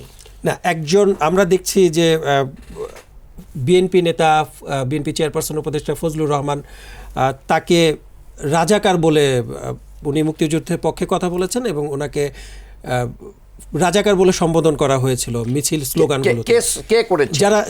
আমরা করি নাই। আমাদের কোনো নেতা কর্মী বক্তৃতা বিবৃতিতে আমরা ফজলুর রহমান সাহেবকে করি নাই, বরং বাংলাদেশের জনগণ তাকে কি বলে তিনি নিজেই বলছেন আমাকে রাজাকার বলা যায় কিনা আমি পাগলা বলে। এটা তার নিজস্ব কর্মকাণ্ড, জীবন বাজি রেখে কেউ যুদ্ধ করেছে। আমরা অবশ্যই রেসপেক্ট করি, মুক্তিযোদ্ধাদেরকে রেসপেক্ট করি, কিন্তু মুক্তিযোদ্ধার অর্থ এই না যে তিনি ব্যাংক ডাকাতি করবেন, তিনি যা ইচ্ছা তাই বলবেন, তিনি দেশের আইন আদালত মানবেন না, দেশের সংস্কৃতি মানবেন না, কৃষ্টি মানবেন না, কালচার মানবেন না, যা ইচ্ছা তাই। প্রত্যেকটা ব্যক্তি এখানে আইনের ভিতরেই আমরা আছি, আমিও আছি, আপনিও আছেন। কাজেই এই রেস্ট্রিকশনের জায়গায় নিজের সম্মান মর্যাদা আমি মনে করি উনি নিজের কর্মকাণ্ড দ্বারাই হারিয়েছেন। এটার জন্য উনি নিজেই দায়ী, এটাকে জন্য অন্য কাউকে ট্যাগিং করার কোনো প্রয়োজন নেই। জি মনিয়াপা, আমি আপনার কাছে একটু ব্যাখ্যা জানতে চাচ্ছি যে আব্দুল মান্নান ভাই এতক্ষণ যে বক্তব্য দিচ্ছিলেন, তিনি ফ্যাসিস্টদের যে দিচ্ছিলেন যে ফ্যাসিস্টের আচরণ, ট্যাগ দেওয়া, এইগুলো বিষয়ে আপনার কাছে একটু জানতে চাচ্ছি। একটু কয়েকটা সেকেন্ড, একটু এই মাত্র 20 সেকেন্ড।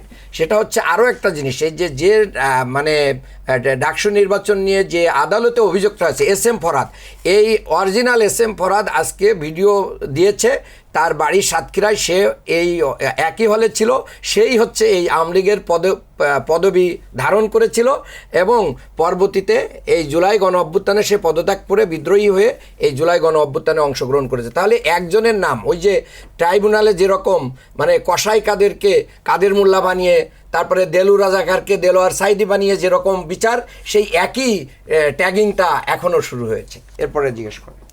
জি, আমি একটু তার বক্তব্যে ব্যাখ্যা জানতে চাই আপনার কাছে। দেখেন, তার অনেকগুলো অসংলগ্ন ব্যাখ্যা আছে, যে কি বলবো, আমি খুব অবাক হয়ে গেলাম। এক নাম্বার, নয়নের কথা বলছে, যে কেউ দুষ্টুমি করতে পারে, আমি অস্বীকার করি নাই আপনার সামনে।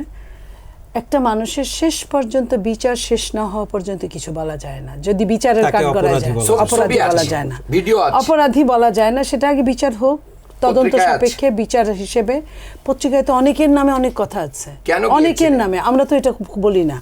ভবনের কথা বলছেন, যে ভবন থেকে চাকরি দেয়, ভবনে যদি কোনো নেতা বসে, সে চাকরি দিতে পারে যদি তার চাকরি দেওয়ার ক্ষমতা থাকে, কিন্তু তারা স্বীকার করে। জামাত স্বীকার করে না কেন? জামাত তো এগুলো সবকিছু আমি আপনার সময় বলি না।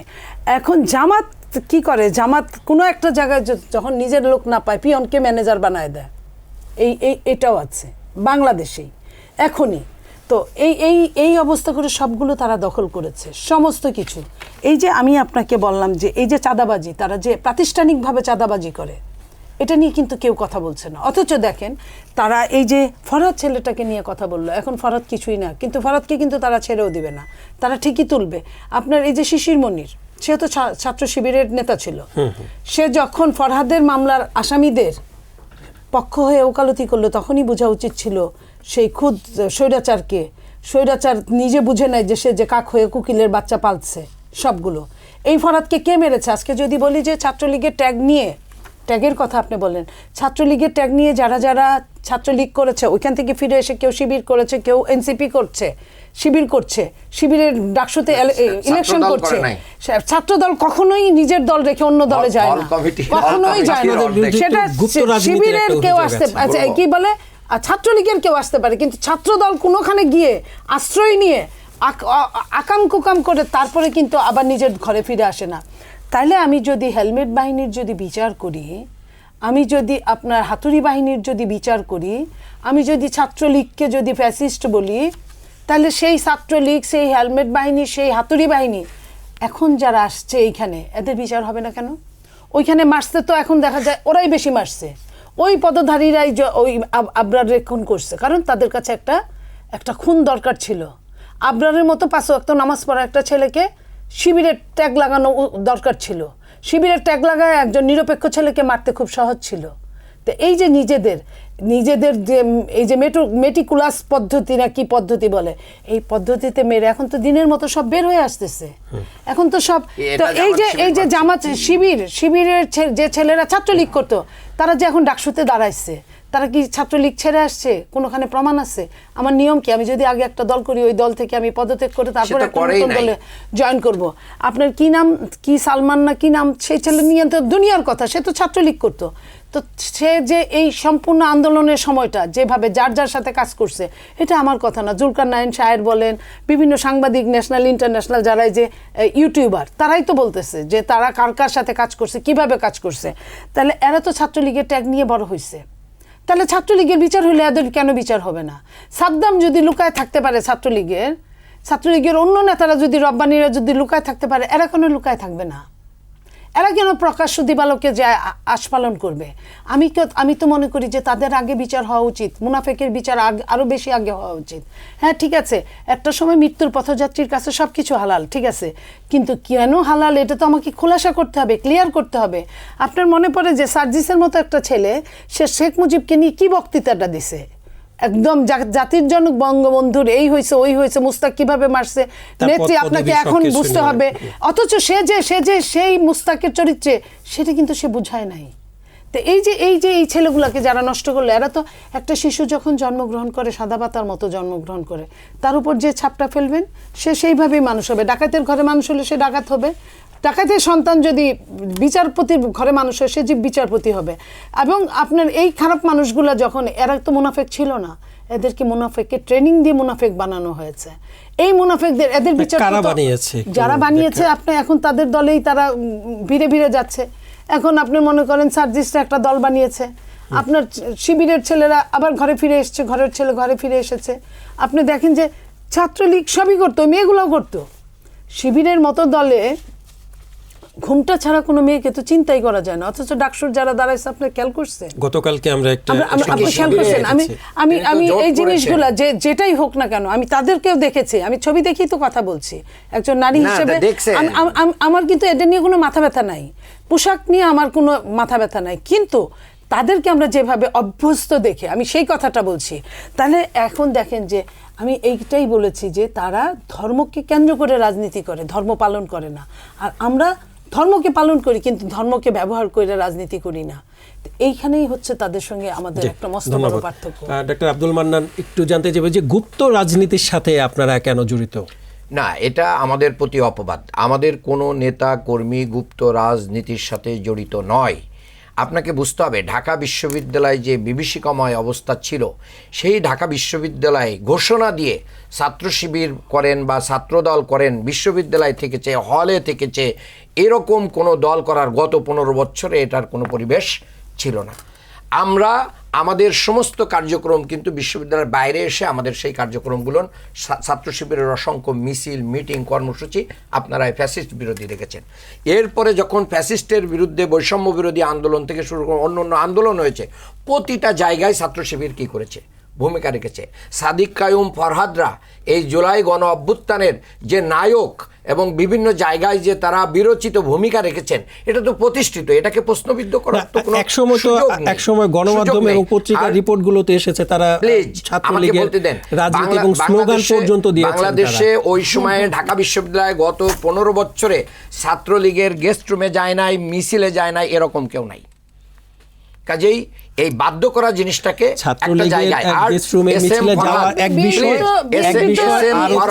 শোনেন, আমি ক্লিয়ার করেছি, এসএম ফরহাদ ডিবেটিং ক্লাবের প্রেসিডেন্ট ছিল, ডিবেটিং ক্লাবের প্রেসিডেন্ট ছিল। সেখানে ডিবেটের একটা পুরস্কার যদি কারো কাছ থেকে নিয়ে থাকে, সেটাকে ছাত্রলীগ বলে না, ছাত্রলীগ বলে না। এরকম পুরস্কার তো না। শোনেন, আমাকে শেষ করতে দেন। আর আমি যেটা বলেছি, আজকে আমি দায়িত্ব নিয়েই বলছি, সাতক্ষীরার এসএম ফরহাদ সে ভিডিও দিয়ে বলছে আমি এই পদে ছিলাম, এই ফরহাদ ছিল না। সার্জিস আলম নিজেই টক শোতে বলেছে এই ফরহাদ কিন্তু কি ছিল না, শিবিরের ফরহাদ কিন্তু সে ছাত্রলীগের কমিটিতে ছিল না। তাহলে একটা নামকে আপনি মিল হওয়ার কারণে বাপের নাম দেখবেন না, জেলা দেখবেন না, একজনের বাড়ি চট্টগ্রাম, একজনের বাড়ি সাতক্ষীরা, আপনি এটাকে মিলাই দিয়ে এটাকে একটা মানে অপরাজনীতি করার চেষ্টা, এটা আমি মনে করি। এই সাদিক কায়ুম কি অবদান রেখেছে, এটা কি দেখে নাই মানুষ?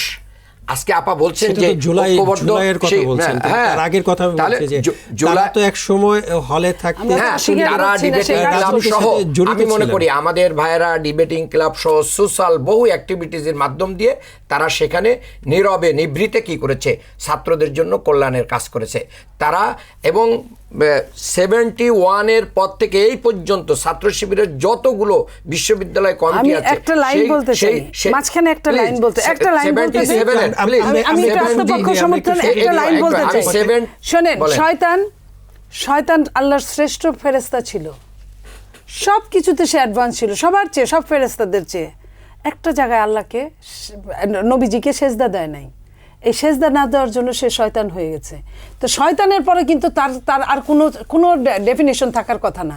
তো এই সাদিক কাইমরা অনেক ভালো কাজ করেছে, কিন্তু একটা জায়গায় ওইখানে গিয়ে সে চিটিং করেছে, বিশ্বাসঘাতকতা করেছে। ছাত্রদল যে হল কমিটি ঘোষণা করেছে 30% ছাত্রলীগ, ছাত্রদল যে হল কমিটি ঘোষণা করেছে 30% ছাত্রছাত্রীরা এটার বিরুদ্ধে সাধারণ ছাত্ররা নেমে আসছে, বিশ্ববিদ্যালয় কি ডেমনস্ট্রেশন হয়েছে। এই যে গুপ্ত রাজনীতির কথা বলছেন, এইগুলো ধরপাকড় এবং হামলার মধ্যেও ছাত্রদল কিন্তু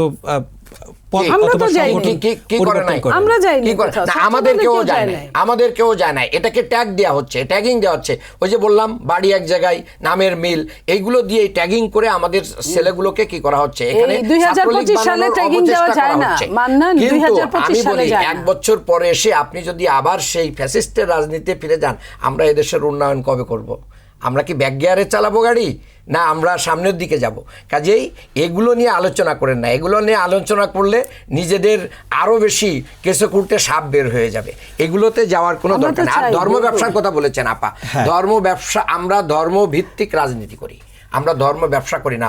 বরঞ্চ আমি আবিদকেও দেখলাম ছবি করতে, এবং আমি দেখলাম যে শোনেন, আমি বলছি এই যে ধর্মের ব্যবহার করেন, সারা জীবন ধর্মকর্ম এবং অস্বীকার করেন যে আমরা শরিয়া আইন চাই না, এটা চাই না, কিন্তু দেখেন যে শুরু করবে অমুক মাজারে যে আমরা নির্বাচন শুরু করলাম, এটা কি? সিলেটের শাহজালালের ওখান থেকে আমরা শুরু করলাম, এটা কি? এই যে আপনি ধর্মকে ওন করবেন না, আবার এটাকে মানুষের সামনে ব্ল্যাকমেইল করবেন, এই ব্ল্যাকমেইলের রাজনীতি, আমি মুনাফিকের রাজনীতি আপার মতো এত ওইজন্যই বললাম, আমি আপনি একদিকে বলবেন আমরা শরিয়া আইন চাই না, আবার বলে শুরু করি, কিন্তু বিসমিল্লাহকে ব্যবহার করি না। একদিকে শরিয়া আইন চান না, আবার হাটহাজারিতে যে দোয়া নিতে যাবেন, হাটহাজারিতে যে মিটিং করবেন, হ্যাঁ, এগুলো কি ধর্মের সাথে যায় না? যায় না। আমরা তো অস্বীকার করি না যে আমরা ইসলামকে পরিপালনে এগিয়ে থাকি, আমরা একটা কল্যাণ রাষ্ট্র গঠন করতে চাই। কাজে ধর্মকে আওয়ামী লীগ এবং বিএনপি সবচেয়ে বেশি ব্যবহার করেছে। যদি আমাদের ভোট না দাও তাহলে জাহান্নামে যাবে। নো, এটা জামাত কখনোই বলে না। এই কথা না, গণমাধ্যমে কোনো কথা বিকৃতভাবে উপস্থাপন, আমরা কোথাও আমাদের কোনো নেতা কর্মী দায়িত্বশীল যদি কেউ বলে থাকে সে ভুল বলেছে, আমরা কাউকে জান্নাতের গ্যারান্টি দেই না। জামাত করলে জান্নাতি হয়ে যাবে এই কথাও আমরা বলি না, তবে আমরা বলি this is the way of জান্নাত। আপনি যদি এই কাজ করেন, জান্নাতের টিকিট কাটা, না, এটা হতেই পারে না, এটা হতেই পারে না। আমরা বলেছি যে আপনি যদি কম্পারেটিভলি 3 জনের ভিতরে যে ভালো মানুষ, আপনি তাকে যদি ভোট দেন, তাহলে আপনি মূলত একটা ভালো কাজ করলেন, এটার বিনিময়ে আপনার সব হবে, আপনি জান্নাতে যেতে পারবেন। কিন্তু অমুককে ভোট দিলে জান্নাতে চলে যাবেন, আমার চেয়ে যদি মনিয়াপার চরিত্র ভালো হয়, তার কার্যক্রম ভালো হয়, ইসলামের পক্ষে কাজ করেন, জনগণের পক্ষে কাজ করেন, বাংলাদেশের পক্ষে কাজ করেন, তো ওনাকে ভোট দিলেও তো সে সওয়াব পাবে। কাজেই আমরা এরকম নির্দিষ্ট করে কারোর পক্ষে বলা, আর ইসলাম, কোরআন এবং হাদিস অনেক জায়গায় বলেছে আপনি এই কাজ যদি করেন আপনি জান্নাতে যাবেন। সেই কথা যদি আপনি উপস্থাপক হিসেবে এখানে বলেন, এটা কি গুনাহ হবে? এটা তো গুনাহ হতে পারে না, এটা ইসলাম বলছে। এটা ব্যক্তি, জামাত ইসলামীর তো কাউকে জান্নাতে সার্টিফিকেট দেওয়ার অধিকার রাখে না। আমি নিজেও আব্দুল মান্নান আমি জান্নাতে যাব না জাহান্নামে যাব এই গ্যারান্টি দিতে পারি না, সেখানে আরেকজনকে আমি কিভাবে বলবো? এগুলো আমাদের নামে একটা মানে আমরা অনুষ্ঠানের শেষ পর্যায়ে চলে এসেছি। একটু দুজনের কাছে আমার দুটো করে প্রশ্ন থাকবে। আমি একটু মনিয়াপা আপনার কাছে আসতে চাই যে গতকালকে ঢাবি শিবির নেতা এস এম ফরহাদ তিনি সংবাদ সম্মেলন করেছেন এবং সাংবাদিকদের সামনে তিনি বলেছেন যে 5 আগস্ট থেকে এই পর্যন্ত প্রমাণিত ধর্ষণ রয়েছে 30টি, অব্যাহত ধর্ষণের গুরুত্বপূর্ণ স্টেক হোল্ডার ছাত্রদল। এটা তারা এই ধরনের প্রোপাগান্ডা এই প্রথম ছড়াচ্ছে তা না, তারা বিভিন্নভাবে প্ল্যান করে ছড়ায়। যেমন ধরেন যে পুরান ঢাকায় যে মার্ডারটা হলো, পাথর দিল, নৃশংস, আমি অস্বীকার করছি না, কিন্তু এটা কিন্তু তাদের নিজস্ব একটা ইলিগ্যাল ব্যবসাকে কেন্দ্র করে হয়েছে। এটা অনেকেরই মধ্যে হতে পারে। এটাকে নিয়ে আমাদেরকে যেভাবে হেনস্থ করার জন্য জামাত যেভাবে মিছিল করালো, আমি বলি মিছিল করালো, বুয়েটকে দিয়ে যে ধরনের বাজে স্লোগান দেওয়ালো, এটা কারা দিয়েছে আমরা কি বুঝি না? এই জন্যই বললাম যে একসাথে 17 বছর কাজ করলাম, আর এইখানে এসে তারা সাথে সাথে ভুলে গেল, চোখ পাল্টে দিয়ে ফেললো। তারা যে মিছিল করলো, আমার ঘরের সমস্যা নিয়ে আপনি মিছিল করার কে? আচ্ছা, আপনি বিবেকের তাড়নায় মিছিল করছেন, মিছিল বিবেকের তাড়নায় করলে কি আপনি তারেক রহমান লন্ডনে থাকে আমার নেতা, সেইখানে তারে আপনি এত বাজে গালি দেওয়ার আপনি কে? বলে দিচ্ছে যে এটাই করছেন জামাত তারেক রহমানকে। এই যে বুয়েটের এই ছেলেগুলা এরা কারা? প্রত্যেকটা হলে হলে তারা নিজেরাই বলে তারা কোনো দল, ঢাকা বিশ্ববিদ্যালয়ের দল করবে না, কিন্তু তারা নিজেরাই ঢাকা বিশ্ববিদ্যালয়ের দল করে এবং এটার নেপথ্যে রাখে প্রোগ্রাম, পোস্টগুলাকে নেপথ্যে রেখে। ওই যে বলছেন একটা মেয়ে, কি জানি নাম, না এই যে বাম সংগঠনে ভিপিতে দাঁড়িয়েছে মেয়েটা, টকশো করে, এই যে যাই হোক উমামা ফাতেমা, ও বলেছে না যে আপনাদের মানে গোপন ইসের যে পোস্ট দিচ্ছেন, গোপন কমিটি, এটা আমরা চাই। এটা কেন বলেছে? কারণ ছাত্রদল সবগুলো কলেজ বিশ্ববিদ্যালয় দখল করে ফেলছে তারা। আমরা এটা ভিতরে জানি, ছাত্রদল না, ছাত্র শিবির দখল করে ফেলছে। এখন ছাত্র শিবির যে দখল করে ফেলেছে, দখল করে তারা পোস্টগুলোকে আপনার সাইলেন্ট রেখে একবার ছাত্রলীগ করা, একবার শিবির করা, একবার ছাত্রলীগ করা, একবার শিবির করা, একবার আপনার এনসিপির হয়ে ঘুরায় নিয়ে আসে, আবার শিবিরে নিয়ে আসে। এবং ছাত্র দলের মধ্যেও যে নাই আমি বলতে পারবো না, কারণ তারা এটা যাদের অভ্যাস, তারা সব দলের খোঁজ খবর নেওয়ার জন্য এটা করতে পারে। শিক্ষার্থীদের মধ্যে যে সংঘর্ষ হয়েছিল, সেই সংঘর্ষের ঘটনা নিয়ে সংবাদ সম্মেলন করেছিলেন ছাত্রদল সভাপতি রাকিবুল ইসলাম রাকিব, এবং সাংবাদিকরা তখন ছাত্রদলের যে সাধারণ সম্পাদক ছিলেন তাকে প্রশ্ন করেছিলেন। পাশ থেকে রাকিবুল ইসলাম রাকিব বলেছেন যে শিবিরের উপর দায় দিয়ে দাও, এই যে দায় চাপানোর রাজনীতি আওয়ামী লীগ করতো, আপনারা দায় চাপানোর রাজনীতি ভবিষ্যতে করবেন কিনা? খুলনা বিশ্ববিদ্যালয় যে কারণে ভিসির চাকরি চলে গেল আন্দোলন করে, শিবির এটা করলো, যে এটাই সে বুঝাইতে চাইছে যে এটা শিবির করছে, তো শিবিরের উপর দিয়ে দাও। একই সেম ঘটনা যখন সে মারা গেল, সাম্য তাকে যখন খুন করা হলো, তখন যে আন্দোলনটা করতে গেছিল, ভিসি কি বিহেভ করছে, তুই তুকারি পর্যন্ত বলছে। ভিসির সঙ্গে বা এই ছাত্রদল কি এগুলা করতে পারছে বা করে নাই? এটা যদি এই ছেলেটা যদি শিবিরের হতো বা এই ছেলেটা যদি এনসিপির হতো, তাহলে আজকে কি হতো? আজকে ভিসির চাকরি থাকতো না, বিশ্ববিদ্যালয়ে অনেকের চাকরি থাকতো না, অনেকের নামে মামলা হতো, কিছুই কিন্তু কোনো বিচারই কিন্তু হয় নাই। ভিসি কিন্তু দিব্যি তুকারি করে যা খুশি তাই বিহেভ করে কিন্তু সে কিন্তু পার পায়ে গেল। কিন্তু খুলনার ভিসিকে ওই ব্যবহার করছিল, ভদ্র আচরণ করার পরেও ভিসিকে কিন্তু পদত্যাগে বাধ্য হতে হয়েছিল, কারণ ওটা কিছুটা বিএনপি মানা ভিসি, এটাই হলো তার অপরাধ। সে যদি জামাতের ভিসি হইতো তাহলে তার অপরাধটা থাকতো না। সর্বশেষ প্রশ্ন আপনার কাছেই থাকবে, একটু নির্বাচন নিয়ে কথা বলতে চাই। যে কিছুদিন আগে রুমিন ফারহানা এবং হাসনাত আব্দুল্লাহর সমর্থকদের এবং আপনাদের ব্রাহ্মণবাড়িয়ার আরেকজন সমর্থক ছিলেন, এবং এদের মধ্যে ধাক্কাধাক্কি নির্বাচন কমিশনের ভিতরে ধাক্কাধাক্কি লেগেছিল। তো সেক্ষেত্রে নির্বাচন কমিশনের ভিতরেই যেহেতু ধাক্কাধাক্কি লেগেছে এবং সেটা কন্ট্রোল করতে পারেনি এই কমিশন, সেক্ষেত্রে এই কমিশনের আন্ডারে আগামী জাতীয় নির্বাচন আপনি কি মনে করছেন যে সুষ্ঠু হবে বা তারা এটা কন্ট্রোল করতে পারবেন কিনা? একটা বিচ্ছিন্ন ঘটনাকে আপনি এটা সার্বজনীনভাবে নিতে পারেন না। ওইখানে কমিশন হয়তো প্রিপারেডও ছিল না, কেউই প্রিপারেড ছিল না যে আপনি ভদ্রলোকের মতো গিয়ে ওইখানে যে একটা ক্যাচাল হবে, হ্যাসাল হবে, একটা হাতাহাতি হবে, এই পর্যায়ে তারা হয়তো ভাবতে পারে নাই। এটার জন্য দরকার হলো আইনের অনুশাসন। প্রধান উপদেষ্টার এটা নিয়ে আপনার যে কোনো মূল্যে আইনের অনুশাসনটাকে কড়া নজরদারি করতে হবে, তাহলেই একমাত্র সম্ভব। ইসির তো এই কাজ করার কথা না যে তার সামনে কারা মারামারি করলো ইসি নিজে গিয়ে ওটা দমন করবে পুলিশ, দমন করবে আইন শৃঙ্খলা রক্ষাকারী বাহিনী, দমন করবে বিচার ব্যবস্থা, এরা দমন করবে। তো এটার উপরের জন্য এইটা বলা যায় না। আর এইটা হলো গিয়ে একটা বিচ্ছিন্ন ঘটনা। 300 আসনের মধ্যে সব আসন নিয়ে তো এরকম হয় নাই, একটা আসন নিয়েই এই ঘটনাটা ঘটেছে, এবং এটা প্রি প্ল্যান। যারা ঘটিয়েছে তারা একটা প্রি প্ল্যান করে দেখেছে একটা মেয়ে মানুষ, তার সঙ্গে অনেক কিছুই চাইলে করা যায়। এখানে দৈহিক শক্তিটাকে প্রাধান্য দিয়েছে তারা, আর কিছু।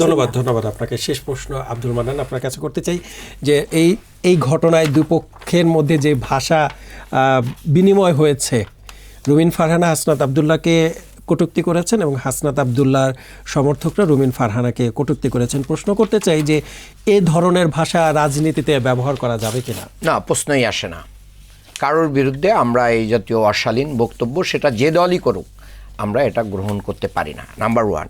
নাম্বার 2 হচ্ছে আপনার একটা প্রশ্ন কিন্তু আপা এড়িয়ে গিয়েছেন, যে প্রথম যেটা আপনি দর্শনের প্রশ্ন দেন, বাংলাদেশ জামাত ইসলামী ও ইসলামী ছাত্র শিবিরের নামে প্লিজ দেখেন, মানে কোনো দর্শন মামলা, মাদক মামলা নাই। মূলত বাংলাদেশে এখন যে ফেব্রিকেটেড নিউজগুলো হচ্ছে, দেখেন সেটা হচ্ছে কি, যে জামাত এবং শিবিরের আদর্শিক রাজনীতির কাছে পরাজিত হয়ে যাচ্ছেন।